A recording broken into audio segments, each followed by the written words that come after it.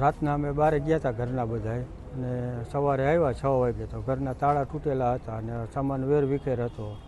પછી જોયું તો ચોરી થઈ એવું લાગ્યું એટલે પોલીસ સ્ટેશનમાં 100 નંબર ઉપર કંટ્રોલમાં ફરિયાદ કરી અને અહીંયા આવ્યા અને એની તમામ તપાસ ચાલુ છે. મારા નાના ભાઈના ઘરના અને છોકરો ને એની દીકરી 3 વ્યક્તિ એના મામાને ઘરે ગયા હતા. સવારે 6 વાગે આવ્યા હતા. હવે એ 9 થી 6 માં ક્યારે થયું એ કેમ ખબર પડે? અંદાજિત 25 થી 27 તોલા સોનું હોય છે અને 9 થી 10 લાખ રૂપિયા cash. B division police station વિસ્તારની અંદર એક ગરફોડ ચોરીનો બનાવ બન્યાનું જાહેર થયું હતું આજે સવારે અને તેના આધારે ક્રાઇમ બ્રાન્ચની ટીમ અને લોકલ પોલીસ સ્ટેશનની ટીમો બનાવીને વિવિધ જગ્યાએ તપાસ હાલ શરૂ કરવામાં આવેલી છે.